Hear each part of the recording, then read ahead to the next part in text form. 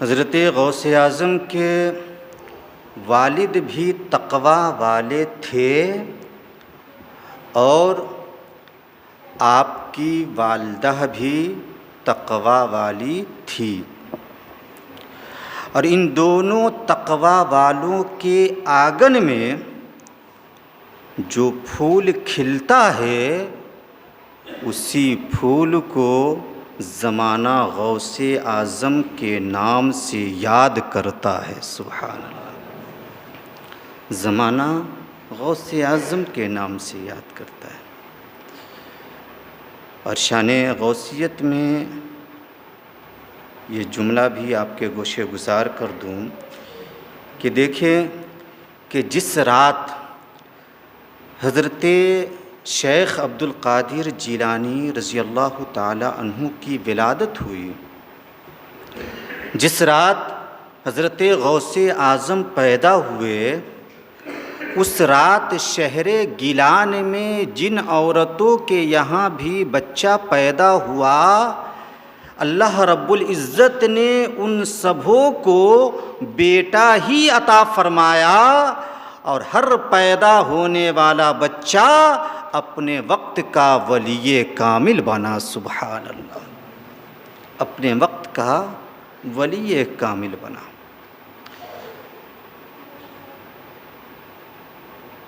ماں باپ جب نیک ہوا کرتے ہیں تو بچوں پر بھی اس کا اثر پڑا کرتا ہے، بچے بھی نیک بنا کرتے ہیں،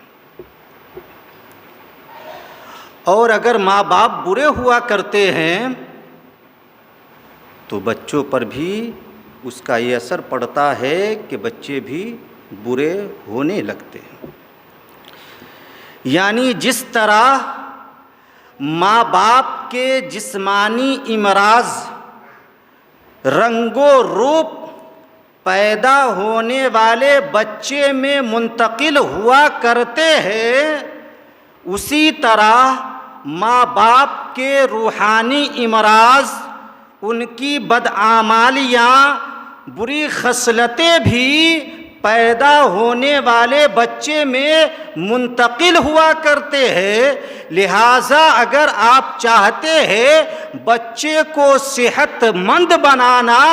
تو پہلے ماں باپ کو صحت مند بننا پڑے گا، اور اگر آپ چاہتے ہیں کہ آپ کا بچہ نیک بنے تو پہلے ماں باپ کو نیک بننا پڑے گا،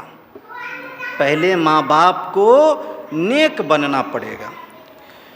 کیونکہ ماں باپ کے اچھے اور برے کاموں کے اثرات بچوں پر پڑا کرتے ہیں، اور خصوصی طور پر ماں کے شکم میں جب بچہ ہو تو ماں کو کثرت کے ساتھ نیک کام کرتے رہنا چاہیے، کیونکہ ہم سب جانتے ہیں کہ غوث پاک ماں کے شکم سے حافظ قرآن بن کر پیدا ہوئے، 18 پارہ کے حافظ قرآن بن کر غوث اعظم اپنی ماں کے شکم سے پیدا ہوئے۔ جب والدہ محترمہ بسم اللہ خوانی کے لیے استاذ کے پاس لے گئی، استاذ نے بسم اللہ پڑھایا، آپ نے اس کے بعد الحمدللہ سے لے کر 18 پارہ تک بغیر دیکھے ہوئے سنا دیا۔ استاذ نے تعجب سے پوچھا کہ بیٹا آگے پڑھو، کہا اب آگے نہیں پڑھ سکتا، اتنا ہی مجھے یاد تھا۔ استاذ نے پوچھا اتنا کیسے یاد ہوا؟ تو غوث اعظم کہتے ہیں کہ جب میں اپنے ماں کے شکم میں تھا، جب میں اپنے ماں کے پیٹ میں تھا تو میری ماں ان پاروں کی اکثر تلاوت کیا کرتی تھی، لہٰذا ماں پڑھا کرتی تھی، اور میں اسے سن سن کر ماں کے شکم میں ہی یاد کر لیا کرتا تھا، یاد کر لیا کرتا تھا۔ سبحان اللہ۔ تو ماں باپ کے کاموں کے اثرات بچوں پر پڑا کرتے ہیں، لہٰذا ماں باپ چاہتے ہیں کہ بچے نیک بنے تو پہلے ماں باپ کو اچھا کام کرنا پڑے گا، نیک بننا پڑے گا، یقیناً اس کا فائدہ پیدا ہونے والے بچوں پر پڑے گا اور بچہ بھی نیک ہوگا۔ دیکھیے حضرت غوث اعظم کی ذات مقدسہ کتنی عظیم ہے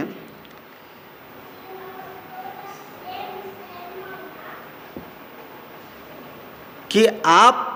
کی ولادت تب ہوتی ہے جب آپ کی والدہ محترمہ کی عمر شریف 60 برس کی ہو جاتی ہے۔ اس میں حضرت غوث اعظم کی والدہ کی شان دیکھیں۔ تجربات شاہد ہے کہ 60 برس کی عمر میں عورتوں کے شکم سے بچوں کی ولادت کا ہونا ناممکن ہے، لیکن آپ کی والدہ کی یہ شان ہے اور یہ قابل ذکر کرامت بھی ہے کہ آپ کے شکم اطہر سے 60 سال کی عمر میں ایک ایسا آفتاب طلوع ہوتا ہے جس کی روشنی سے سارا عالم منور ہو جاتا ہے۔ سبحان اللہ۔